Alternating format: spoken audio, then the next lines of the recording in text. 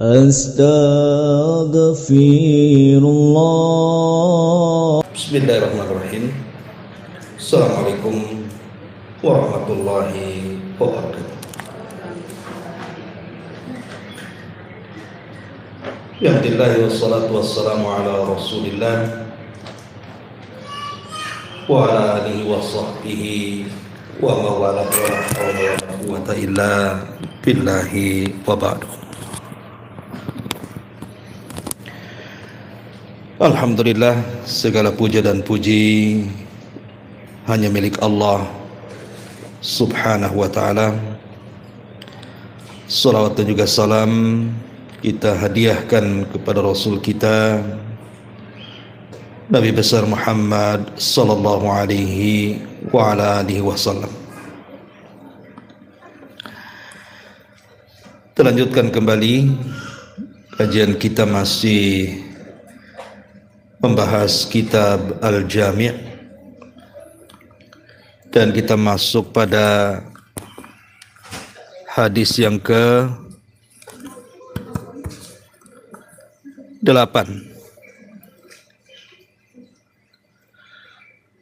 Baik, kita akan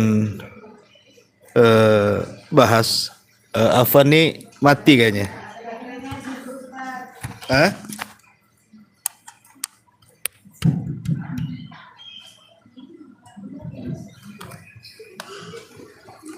Habis baterainya ya?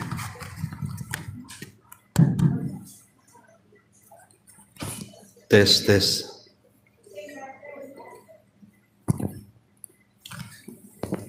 Oh iya.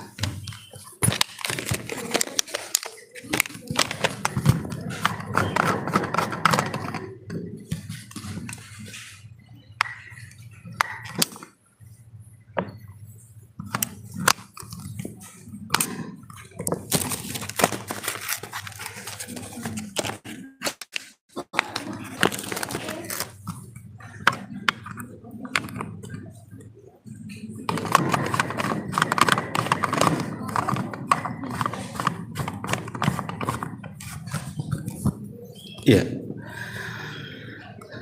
insyaallah kita akan lanjutkan kajian kita, masuk pada hadis ke-8 ya. Kita baca hadisnya.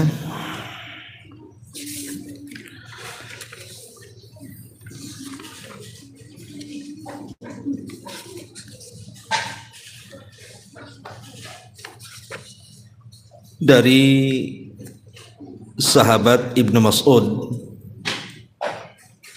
beliau berkata, Nabi SAW bersabda, sibabul muslimi fusukun wa qitaluhu kufrun.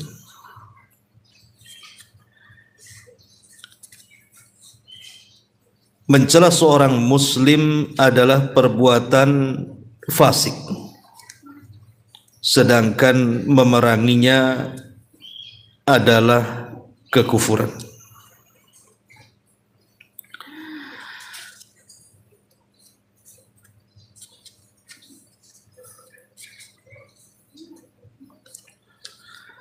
Kemudian juga hadis berikutnya yang juga ada kaitan dengan hadis ke-8, hadis ke-9-nya. An Abi Hurairah radhiyallahu anhu qala qala Rasulullah sallallahu alaihi wasallam, iyyakum wa dhann fa inna dhanna akdzabul hadis. Jauhilah prasangka buruk, karena prasangka itu adalah perkataan yang paling dusta. Ma'asyiral muslimat yang dimuliakan Allah Subhanahu wa taala. Hadis ke-8 ini menjelaskan kepada kita tentang larangan mencela seorang muslim, apalagi sampai kemudian memeranginya. Karena seorang muslim itu dikatakan oleh Nabi sallallahu alaihi wasallam bahwa darah-darah mereka, harta-harta mereka, bahkan kehormatan mereka itu haram. Darahnya haram ditumpahkan, hartanya haram untuk diambil, dan kehormatannya haram untuk direndahkan. Makanya mencela seorang muslim itu sebuah kefasikan. Apalagi sifat seorang muslim itu adalah man salimal muslimuna min lisanihi wa yadi. Orang yang selamat dari lisan dia terhadap muslim yang lainnya, baik dengan lisannya atau dengan tangannya. Jadi kalau ada seorang muslim suka mencela, suka mencaci saudaranya, maka Rasul sallallahu alaihi wasallam menghukumi dia orang fasik. Dan fasik itu artinya orang yang tidak baik. Dari sini pentingnya kita menjaga lisan. Nabi sallallahu alaihi wasallam selalu mengingatkan soal masalah lisan ini. Ketika Muadz bin Jabal radhiyallahu an bertanya kepada Nabi sallallahu alaihi wasallam, apakah kebanyakan manusia masuk neraka itu gara-gara lisan wahai Rasul? Maka Nabi sallallahu alaihi wasallam mengatakan, celaka engkau hai Muadz, bukankah kebanyakan manusia masuk neraka itu gara-gara lisan-lisan mereka?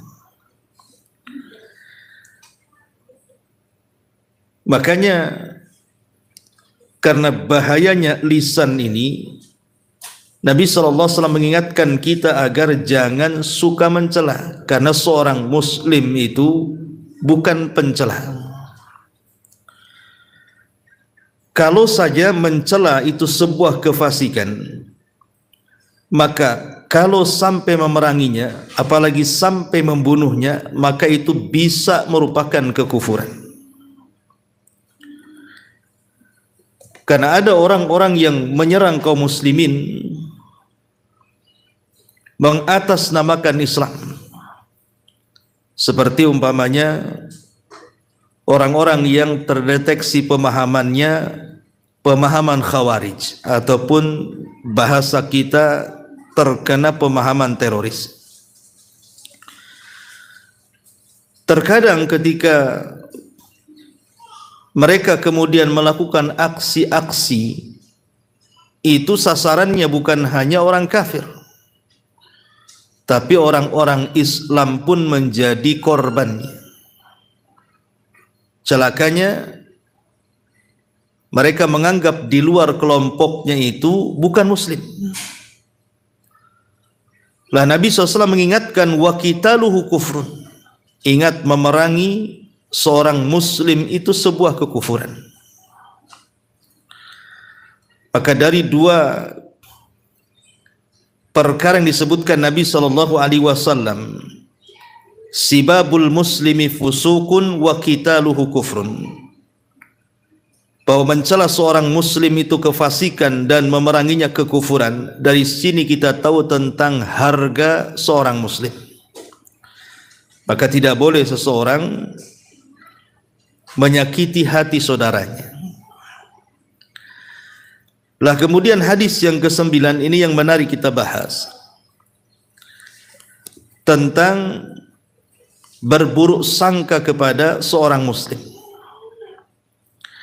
Ma'asyiral muslimat yang dimuliakan Allah Subhanahu wa taala. Hadis ini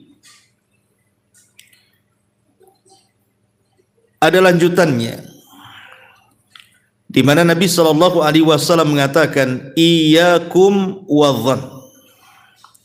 Hati-hati kalian jangan berburuk sangka. Fa inna dhanna akdzabul hadis. Karena buruk sangka itu sedusta-dustanya ucapan. Kemudian kata Nabi SAW, wala tahassasu wala tajassasu wala tahasadu wala tadabaru wala tabaghadhu wa kunu ibadallahi ikhwana. Setelah Nabi SAW mengatakan jangan berburuk sangka, karena buruk sangka adalah sedusta-dusta ucapan, maka Rasul mengatakan karena dari buruk sangka ini akan terlahir macam-macam penyakit. Di antaranya tahassus, mencari-cari berita kejelekan orang. Kemudian tajassus, berusaha untuk memata-matai dan berakhir dengan hasad. Makanya Rasul mengatakan wala tahassasu, jangan kalian mencari berita keburukan orang lain. Wala tajassasu, jangan memata-matai. Wala tahasadu, dan jangan saling dengki. Wala tadabaru wala tabaghadhu, jangan saling membelakangi, jangan saling mendengki, tetapi jadilah hamba-hamba Allah yang bersaudara. Ma'asyiral muslimat yang dimuliakan Allah Subhanahu wa taala. Di sini Nabi SAW mengatakan hati-hati dari dzan, berprasangka. Maksudnya prasangka di sini itu, Bu, artinya prasangka yang tidak ada bukti di dalamnya. Jadi dia berprasangka dengan tanpa ada sandaran bukti ataupun alamat-alamat yang jelas. Kenapa demikian? Karena buruk sangka itu kan dua macam. Ada buruk sangka yang dibolehkan, ada buruk sangka yang tidak dibolehkan. Kapan buruk sangka yang dibolehkan dan kapan buruk sangka yang tidak dibolehkan? Jadi kapan dibolehkan, kapan tidak dibolehkan? Buruk sangka yang tidak dibolehkan adalah buruk sangka yang tidak ada qarina, artinya tidak ada tanda-tanda. Tiba-tiba kita berburuk sangka saja kepada orang. Beda kalau ada tanda-tandanya, Bu. Umpamanya ibu parkir motor di depan rumah, ada orang asing, tampangnya mencurigakan. Tiba-tiba kemudian dia mengorek-ngorek kunci motor kita. Berarti kita boleh berburuk sangka, jangan-jangan dia hendak mencuri. Lah, berburuk sangka seperti ini dibolehkan, Bu. Kenapa? Karena ada qarinahnya, ada tanda-tandanya, ada alamat yang jelas. Orang itu saya nggak kenal. Kenapa dia kemudian berada di atas motor dan mengorek-ngorek tempat kuncinya? Berarti orang ini mau maling. Nah, itu berburuk sangka yang dibolehkan. Ya. Tetapi kalau seandainya tidak ada qarinah sama sekali, tidak ada tanda-tanda, tiba-tiba kita berburuk sangka, itulah yang dicela dan yang dimaksud dalam hadis ini, iyyakum wadh-dhann, hati-hati kalian jangan berburuk sangka. Karena buruk sangka ini penyakit hati, Bu. Penyakit hati yang hampir kebanyakan tidak selamat. Jangankan kepada orang yang berbuat jahat, kepada orang yang berbuat baik saja kadang-kadang kita buruk sangka. Umpamanya ada tetangga tiba-tiba kemudian rajin sedekah, nggak pernah dia sedekah, dia pula bersedekah.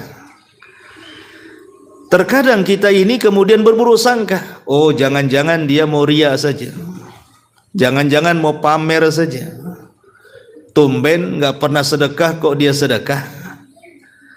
Lah, ini kan berburuk sangka yang tidak dibolehkan. Ya. Atau lebih daripada itu, umpamanya ibu pulang dari pengajian di sini. Alhamdulillah, pengajian pagi ini saya dapat ilmu. Apa ilmunya? Ustadz menjelaskan kita tidak boleh mencaci maki seorang muslim karena itu sebuah kefasikan, apalagi memeranginya itu sebuah kekufuran. Kemudian juga ilmu yang saya dapati pagi ini, alhamdulillah kita dilarang berburuk sangka. Saya masih dapat ilmu tidak seperti Umi Anu. Lah ini kan kalimat tidak seperti Umi Anu, tidak seperti Akhwat Anu. Ini kan berburuk sangka. Lah ini yang tidak dibolehkan seperti ini. Makanya kenapa dalam Islam itu kalau kita melihat sesuatu yang buruk di depan kita, yang ditimbulkan saudara kita, harus pandai-pandai memberikan uzur. Dengan bahasa lain, cari 1000 uzur kepada saudara kita itu. Ada umpamanya salah satu umahat di sini yang biasa sering ngaji, tahu-tahu lama nggak ada kajian, nggak pernah hadir 1 bulan, 2 bulan, sampai 1 tahun. Tiba-tiba ketemu di jalan. Boleh jadi mungkin yang tadinya cadaran dibuka cadarnya. Langsung kemudian kita berburuk sangka. Oh patutlah begini dan begitu. Tidak boleh, Bu. Tetap kita harus memberikan uzur. Oh boleh jadi mungkin dia ditekan suaminya, atau boleh jadi ada tekanan-tekanan lain yang menjadikan dia tidak hadir. Mudah-mudahan Allah berikan kemudahan sehingga dia bisa hadir lagi. Kan ujung-ujungnya doanya baik, Bu. Orang kalau berbaik sangka itu doanya akan baik dan itu berpahala. Tapi orang kalau buruk sangka doanya pasti jelek tuh. Dan itu sebuah dosa. Oh pantas saja. Nah ini kalau sudah pantas saja dia begitu. Jangan-jangan dia begini, jangan-jangan dia begitu. Sesatlah dia sekarang. Mulailah kemudian mencaci saudaranya. Makanya kenapa kemudian Nabi SAW mewanti-wanti, iyyakum wadhan, hati-hati kalian jangan berburuk sangka, karena Al-Quran sendiri melarang.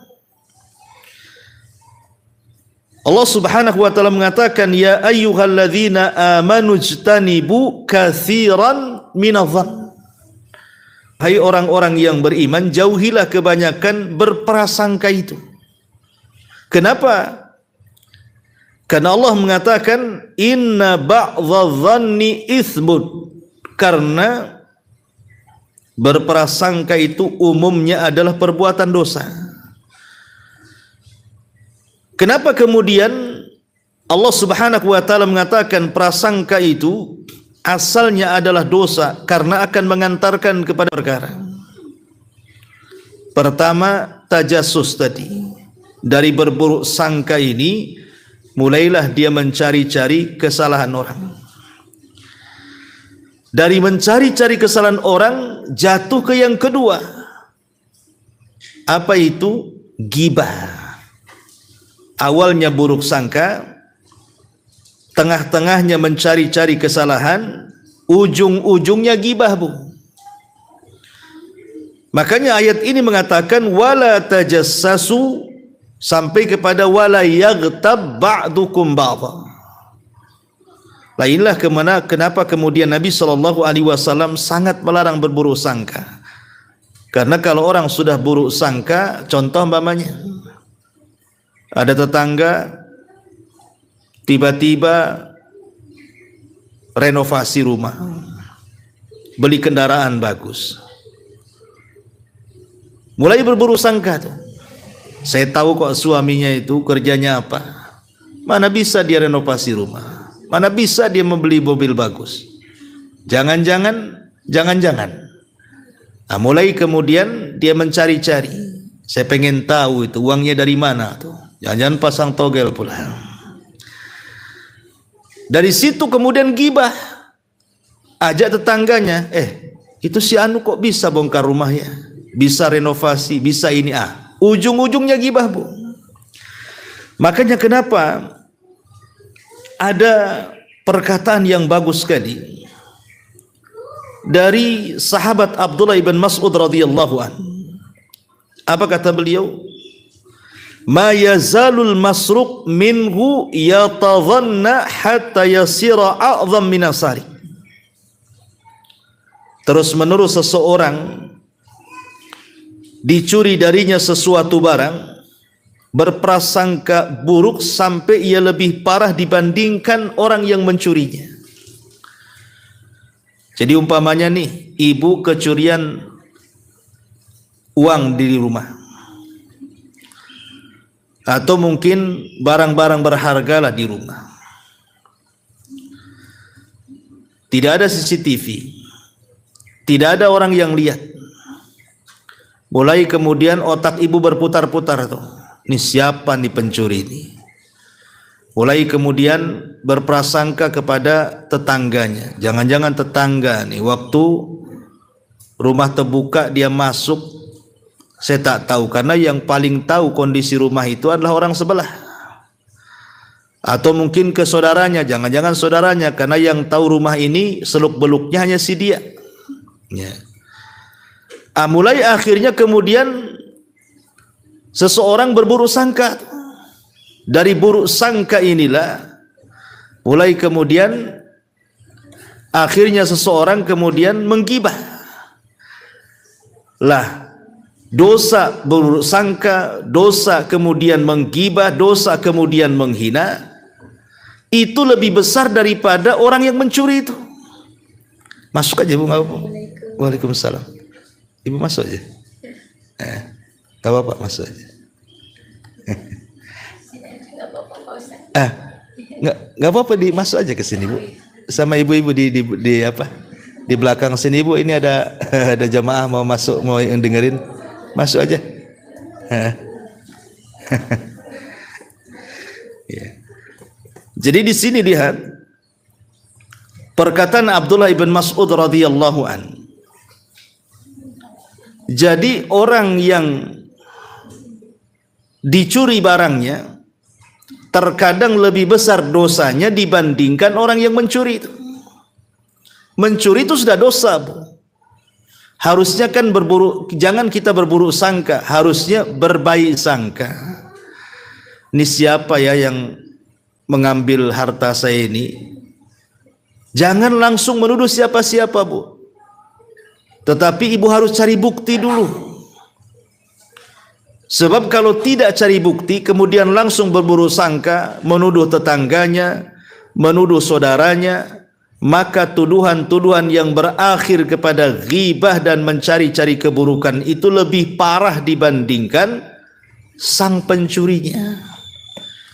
Nah, inilah yang kemudian agama melarang, kita tidak boleh berburuk sangka itu. Ma'asyiral muslimat yang dimuliakan Allah Subhanahu wa taala. Lah, buruk sangka ini kan dua macam juga. Yang paling parah adalah berburuk sangka dengan Allah. Berburuk sangka dengan Allah Subhanahu wa taala ini separah-parahnya buruk sangka. Kenapa demikian? Karena dia berburuk sangka dengan zat yang telah berbuat baik kepada kita, memberikan nikmat kepada kita, memberikan kehidupan kepada kita. Kita berburuk sangka pula dengan Allah. Seperti umpamanya seseorang menganggap bahwa takdir dia itu senantiasa buruk dan tidak pernah diberikan kebaikan. Kenapa si Anu saja sukses, kenapa saya tidak sukses? Kenapa anak orang itu baik, kenapa anak saya begini? Kenapa usaha Anu itu kok lancar jaya, kenapa usaha saya asik gulung-gulung tikar saja? Jadi ada orang yang kemudian tidak bersyukur, akhirnya berburuk sangka dengan Allah Subhanahu wa taala. Ini bahaya. Bahaya sekali ketika seseorang kemudian berburuk sangka dengan Allah Subhanahu wa taala. Lah, yang kedua yang dimaksud hadis ini adalah berburuk sangka dengan seorang muslim. Berburuk sangka dengan seorang muslim. Makanya untuk menghindari, Bu, agar kita ini tidak jatuh kepada berburuk sangka itu, satu, berdoa kepada Allah Subhanahu wa taala. Kita minta kepada Allah agar hati kita ini dibersihkan. Karena membersihkan hati itu adalah kunci kelapangan. Orang yang buruk sangka itu hidupnya nggak akan tenang. Karena hari-hari curiga dengan orang terus. Kapan tenangnya? Maka minta kepada Allah untuk supaya hati kita dilapangkan. Kemudian yang kedua, bawa perkataan orang itu, walaupun perkataan orang itu mungkin tidak baik, tetapi berilah kemungkinan-kemungkinan, uzur-uzur, supaya kita tidak berburuk sangka. Umpamanya, dahulu para ulama salaf mengatakan, kalau seandainya ada orang yang berteriak di atas ketinggian, mengatakan, ana rabbukumul a'la, saya adalah Rabb kalian yang paling tinggi. Kalimat ini kufur atau tidak? Kufur, Bu. Masa dia mengatakan saya Rabb kalian yang paling tinggi?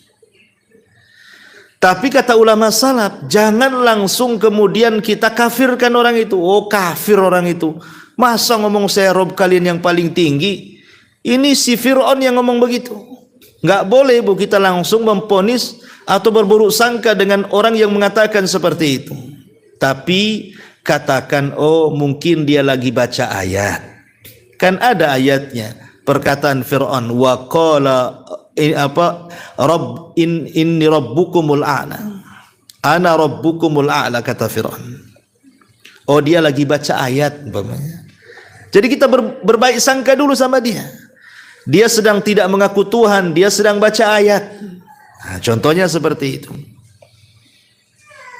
Makanya bagaimana Nabi SAW menghilangkan seseorang berburuk sangka itu dengan cara meluruskan niat agar dia berbaik sangka. Contoh umpamanya di zaman Nabi, Bu, ada seorang suami datang kepada Nabi SAW mengadukan soal anaknya. Suaminya kulitnya putih, istrinya kulitnya putih, punya anak kulitnya hitam. Kan aneh kan, bukan?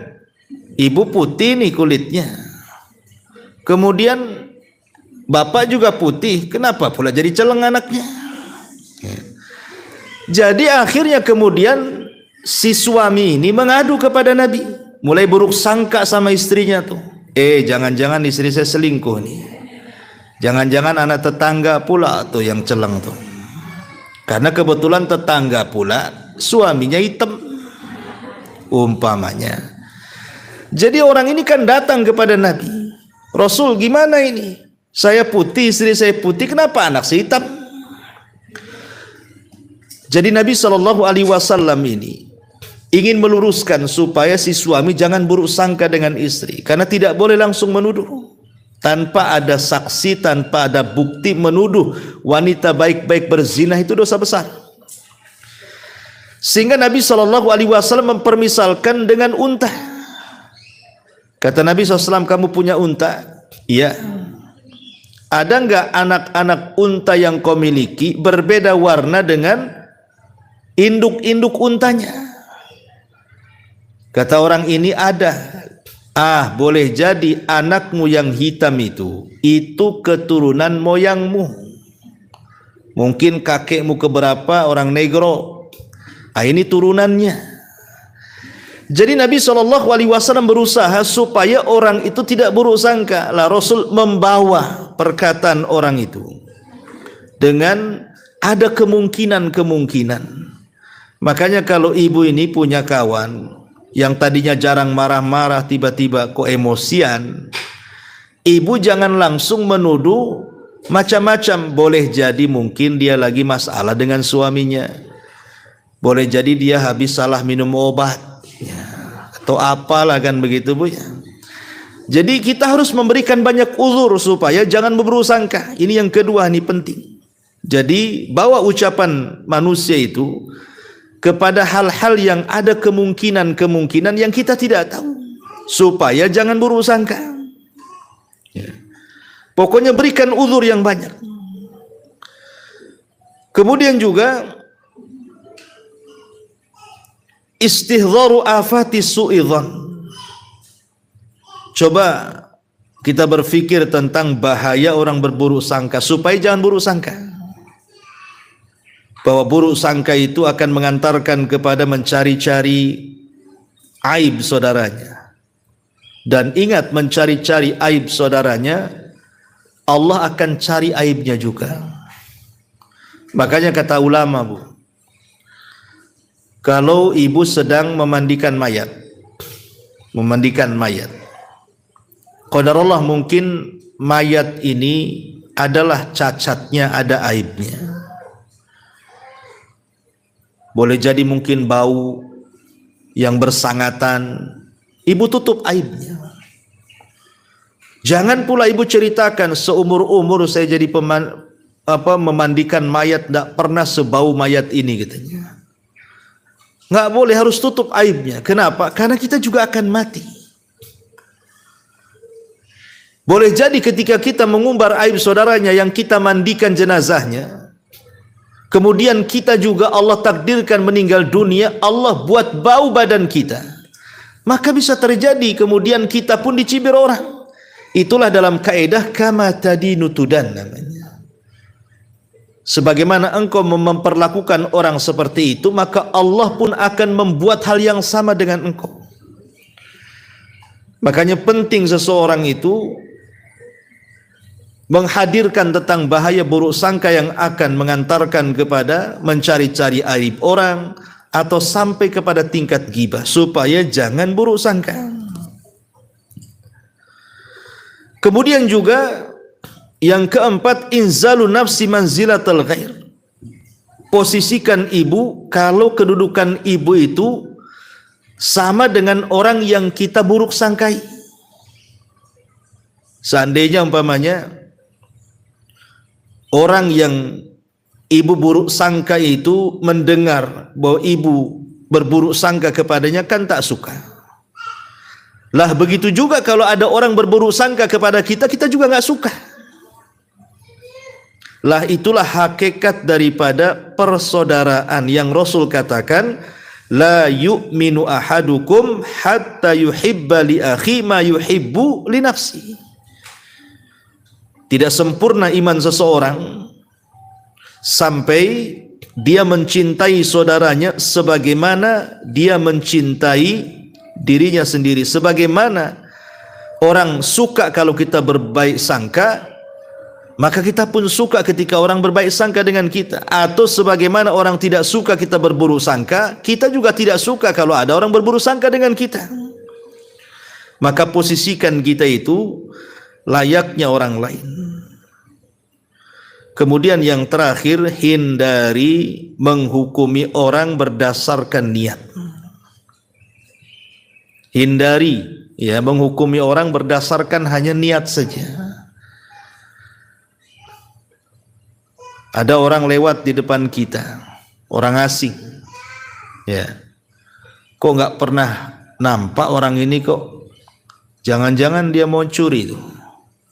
Jangan-jangan dia mau ngambil sesuatu. Oh jangan, boleh jadi dia kesasar, cari alamat, kan itu Bu ya. Jadi nggak boleh langsung memponis.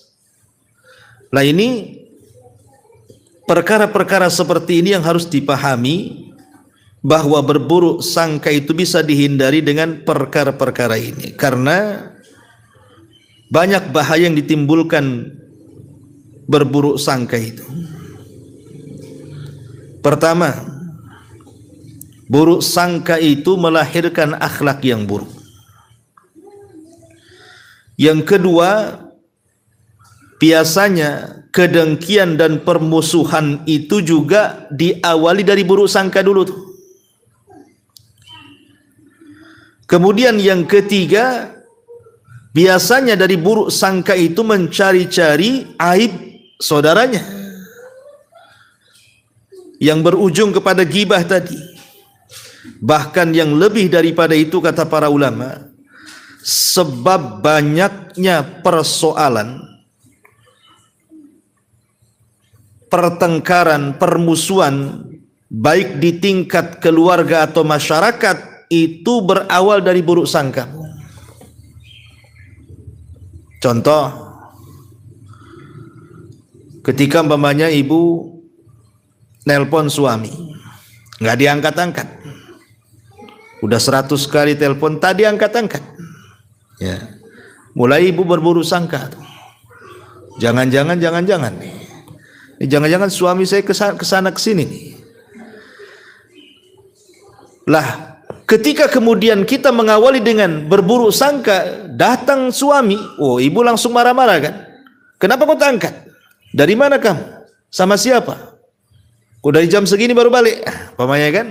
Mulai akhirnya timbul pertengkaran dari sini. Itu tingkat keluarga. Ke tetangga juga apalagi kan, bisa musuhan tuh gara-gara buruk sangka. Ini musim mangga nih. Kok mangga saya hilang satu di pohonnya nih? Siapa yang ngambil nih? Ini tetangga tak punya pohon mangga, kenapa dia makan mangga? Jangan mangga saya pula. Itu Bu ya. Padahal boleh jadi dia beli. Lah ini akhirnya kemudian akan menimbulkan pertengkaran di masyarakat juga begitu. Jadi menimbulkan banyak muskilah keluarga, tetangga, masyarakat. Ini dampak daripada buruk sangka. Termasuk juga yang kelima, melemahkan kepercayaan kepada kaum muslimin. Akhirnya karena sering curiga, nggak yakin dengan orang. Saya itu ada kawanmu, dia punya usaha. Itu nggak pernah dia itu percaya dengan orang. Jadi setiap bawa karyawan dipecatkan gitu. Akhirnya dikerjain sendiri tuh dari pagi, siang, malam tuh. Jadi saya pernah nanya, kenapa antum ndak bawa karyawan biar enak lah, usaha sudah maju begini, nanti sakit pinggang pula dikerjain sendiri. Dia bilang apa? Anak nggak percaya katanya dengan orang. Lah kenapa akhirnya? Ya usahanya nggak berkembang-kembang karena dikerjakan sendiri kan. Berawal dari buruk sangka. Jadi kenapa buruk? Nanti kalau saya ambil karyawan, nanti dia nyuri, nanti dia nggak amanah, nanti dia begini, dia begitu. Lah ini kan berawal dari buruk sangka, akhirnya apa? Nggak yakin dengan saudaranya. Dan lebih daripada itu, ingat buruk sangka ini kan senjata setan. Sampai-sampai Nabi SAW ketika di bulan Ramadan itu sedang iktikaf, Bu. Sofiyah datang, istrinya. Kemudian Nabi SAW ngobrol lah itu di tepi Masjid Nabawi itu dengan Sofiyah, karena di zaman itu kan masjid belum ada penerangan kayak sekarang terang kan gitu kan. Jadi kalau ibu duduk dengan suami, ada orang lewat, pasti tahu itu duduk sama suaminya atau duduk sama istrinya. Tapi kan di zaman itu kan gelap. Nabi duduk-duduk dengan Sofiyah ngobrol. Tiba-tiba lewat dua sahabat Nabi. Ketika melintas di hadapan Rasul, tergesa-gesa jalannya. Maka Nabi SAW mengatakan, ala rislikuma, ngapain kalian cepat-cepat? Slow aja lah jalannya, kata Rasul. Tiba-tiba dua sahabat ini mengatakan, ya Rasulullah, ya, sesungguhnya kami terburu-buru. Itu alasan dua sahabat ini. Maka Rasulullah SAW ingin kemudian supaya dua sahabat ini tidak berburu sangka kepada dia. Dia mengatakan apa? Tenang, ini wanita yang di samping saya ini Sofiyah, bukan siapa-siapa. Nah, kemudian dua sahabat ini mengatakan, tidak mungkin kami berburu sangka kepada engkau wahai Rasul. Apa kata Rasul? Oh, jangan ngomong begitu. Karena setan itu masuk dari jalan darahnya anak Adam. Ya, mungkin kalian lewat begitu saja, tiba-tiba setan masuk, kemudian dalam pikiran kalian, ini Nabi sama siapa lagi? Tidak banyak katanya. Bisa saja. Ya. Nabi SAW memutus jangan sampai seseorang itu berburu sangka. Sama lampamanya ibu nengok tetangga dibonceng orang. Ibu kenal suaminya. Orang itu kok bukan suaminya, kenapa dibonceng ya? Jangan-jangan dia. Jangan selingkuh pula dia. Boleh jadi mungkin dia gojek nggak pakai seragam, kan itu ibu ya. Kita tidak tahu. Atau mungkin saudaranya yang ibu tidak tahu. Lah ini kadang-kadang buruk sangka itu memang ditimbulkan setan tuh. Makanya kenapa kemudian buruk sangka ini diantara bahayanya, ini masuk celah setan untuk mempermainkan otak kita supaya kita berburu sangka. Dan buruk sangka ini menyebabkan penyakit hati. Dan kalau hati sudah sakit, ini bahaya. Ma'asyiral muslimat yang dimuliakan Allah Subhanahu wa taala, ini dampak buruk-buruk sangka kepada manusia. Dan buruk sangka yang paling tinggi saya katakan di awal adalah buruk sangka dengan Allah. Kenapa? Karena satu, orang berburuk sangka dengan Allah ini biasanya dikhawatirkan jatuh kepada kesyirikan. Jatuh kepada kesyirikan. Contoh umpamanya ibu sakit, gak yakin bahwa Allah Subhanahu wa taala itu zat penyembuh. Akhirnya kadang mendengar si anu punya penyakit yang sama, datang ke dukun ini, dukun itu bisa menyembuhkan. Akhirnya datang ke dukun. Ini kan berawal dari buruk sangka dengan Allah. Akhirnya dia mencari alternatif yang tanpa sadar terjerumus dia kepada kesyirikan. Ini bahayanya buruk sangka dengan Allah. Ya. Nah ini yang dikhawatirkan. Maka baik berburuk sangka dengan manusia atau berburuk sangka dengan Allah, maka hindari. Caranya apa? Caranya berbaik sangka. Lawan daripada buruk sangka adalah baik sangka. Karena baik sangka itu pasti akan menenangkan. Kenapa kemudian para ulama sampai membahas ada 4 perkara seseorang itu harus berbaik sangka dengan Allah Subhanahu wa taala. Kapan? Pertama, saat berdoa. Saat berdoa tidak boleh buruk sangka dengan Allah. Harus berbaik sangka dengan Allah. Karena ada orang yang berburuk sangka saat doa dengan Allah Subhanahu wa taala yang disebut dengan istijal namanya. Istijal itu apa? Dia mengatakan saat doanya, karena dia mungkin sudah ratusan kali bahkan ribuan kali berdoa tapi tidak dikabulkan, dia mengatakan da'autu rabbi falam yastajib li. Aku sudah banyak kali berdoa kepadaku tapi Allah kok enggak kabulkan ya. Buat apa lagi aku berdoa? Atau ibu dinasihati banyak-banyak berdoa. Apa Ustaz? Udah banyak kali aku berdoa. Itu kan berburuk sangka dengan Allah. Hindari, tapi berbaik sangkalah dengan Allah. Boleh jadi ketika doa kita tidak dikabulkan segera, satu, mungkin Allah sengaja pengabulannya nanti di akhirat untuk mengangkat derajat kita. Dua, boleh jadi Allah Subhanahu wa taala tangguhkan pengabulan karena kemaslahatan yang disebut dengan hikmah Rabbani. Karena ada orang yang miskin, kalau minta kaya Allah berikan kekayaan, bisa saja dia melampaui batas. Ada orang sakit minta sembuh, kalau Allah langsung sembuhkan, kufur lagi dia. Sehingga sengaja diulur-ulur supaya dia bertobat kepada Allah Azza wa Jalla. Atau boleh jadi karena perkara-perkara yang lain, Allah hindarkan dia dari mara bahaya. Mungkin permintaannya tidak dikabulkan, tapi dikabulkan dengan cara lain. Ibu minta rizki, tiba-tiba dihindarkan dari kecelakaan umpamanya. Jadi harus berbaik sangka dalam doa, tidak boleh buruk sangka. Ini yang pertama. Yang kedua, saat bertobat, jangan sampai saat bertobat kita berburuk sangka dengan Allah. Dengan cara apa? Dengan cara Allah tidak menerima tobat kita. Itulah yang disebut dengan kunut namanya. Kunut itu putus asa. Enggak mungkin Allah terima doa tobat saya. Kenapa? Doa saya sudah menggunung.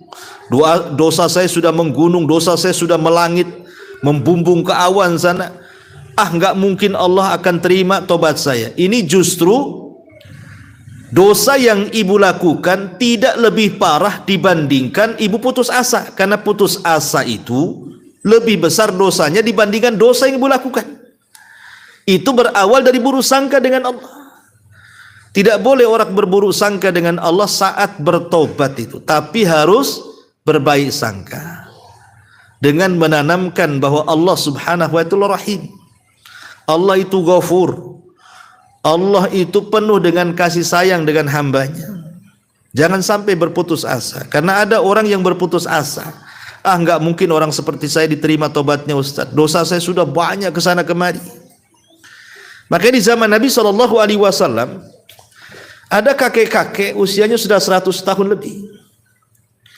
Dia datang kepada Nabi SAW dengan mengatakan, Rasul, inni qad fa'altu dzamban aziman law wuzi'at ala ahlil ardi la ahlakathum. Rasul, dosaku sudah banyak. Banyak kali dosaku, yang kalau seandainya kubagikan dosaku kepada sebuah negeri cukup menghancurkan mereka. Apakah orang seperti aku ini diterima tobatnya? Maka Nabi SAW mengatakan ya, karena orang itu kan kafir, karena sudah tua, di mana semua dosa pernah dilakukannya. Dia ingin bertobat, datang kepada Rasul. Kemudian Rasul mengatakan, maukah engkau bersyahadat bahwa tidak ada sesembahan yang berhak disembah kecuali Allah dan aku adalah utusan Allah? Kata orang ini, cukup bersyahadat wahai Rasul? Ya, cukup bersyahadat, karena Islam itu menggugurkan dosa sebelum Islam. Langsung dia bersyahadat. Kata Rasul SAW, Allah telah ampuni dosamu, bahkan Allah telah ganti keburukanmu dengan kebaikan. Maka sang kakek mengatakan, Allahu Akbar, Allah Maha Besar. Jadi tidak boleh kita ini dalam bertobat berburuk sangka dengan Allah, tapi berbaik sangkalah dengan Allah. Ini yang kedua. Yang ketiga, saat menjelang ajal, detik-detik sakaratul maut, atau saat ibu sakit parah. Karena orang yang sakit parah itu setan lebih banyak datang mengganggu orang itu dibandingkan para malaikat. Setan lebih dekat dengan orang yang sakit parah. Karena setan tidak mau orang yang sakit parah ini mati husnul khotimah, maunya dia su'ul khotimah. Makanya kemudian akan dihembuskan kepada hati yang sedang sakaratul maut ini, yang sedang sakit parah ini, keraguan-keraguan. Didatangilah oleh setan, kemudian dia mendengar mungkin sebelahnya ngomong, oh si Anu sakit dia, tapi datang ke orang pintar sana sembuh. Padahal dia sudah sedang sakaratul maut, dia mendengar tuh ucapan kawannya ngomong suruh datang ke dukun. Maka kemudian setan masuk di situ, Bu. Kemudian membayang-bayangi, oh perlu dicoba juga, saya harus datang. Coba saya datang ke dukun Anu. Nah itu akhirnya apa? Dibuatnya oleh setan itu supaya kita berangan-angan untuk melakukan kesyirikan. Itu akibat daripada buruk sangka. Makanya disunnahkan kalau ibu datang kepada orang yang sedang sakit parah, ceritakan kebaikannya. Jangan menyentuh cerita buruknya. Umpamanya adalah saudara-saudari kita yang sedang sakit parah. Kata dokter, orang yang kayak gini nggak lama biasanya. Ibu datang takziah, kemudian menghibur dan mengatakan, Umi ini orang baik, anti ini orang baik, kenapa lah seperti ini? Ya, pokoknya sebutkan kebaikannya. Kapan kita bisa ngaji lagi? Ibu ini orang baik, masya Allah. Dipuji supaya kalaupun Allah takdirkan dia mati, Bu, dalam pikirannya dia tidak akan teringat dosanya, yang teringat kebaikannya. Boleh jadi dalam hati dia mengatakan, oh masih ada kebaikan, masih ada kebaikan pada diri saya, sehingga ketika itu yang ada dalam hatinya, maka dia akan berbaik sangka dengan Allah. Tapi kalau ibu ceritakan keburukannya, cepat sembuh, kapan gibah lagi kita, ya. Kapan gunjing orang lagi, kapan ngambil sandal orang lagi, kapan ngambil mangga orang lagi. Oh, diceritakan pengalaman buruknya, makin sesak dadanya tuh, ya. Oh, aku ini orang jahat rupanya, pasti masuk neraka, pasti masuk neraka. Akhirnya mati sul khotimah, Bu, membawa buruk sangka dengan Allah, kan. Nah, ini perkara yang ketiga. Tidak boleh seseorang berburuk sangka saat seseorang itu mendekati ajalnya. Tapi baik sangkalah dengan cara apa? Orang di sekelilingnya menceritakan kebaikannya. Jangan sentuh cerita keburukannya. Ini yang ketiga. Yang keempat, ya, ketika seseorang terkena banyak musibah, terkena banyak musibah, contoh umpamanya ekonominya gulung tikar, sakit dengan sakit yang berkepanjangan, banyak masalah dalam keluarga, dengan suami, dengan tetangga, difitnah orang, macam-macam. Pokoknya saat ibu sedang banyak-banyaknya masalah, maka saat banyak-banyaknya masalah jangan berburuk sangka dengan Allah.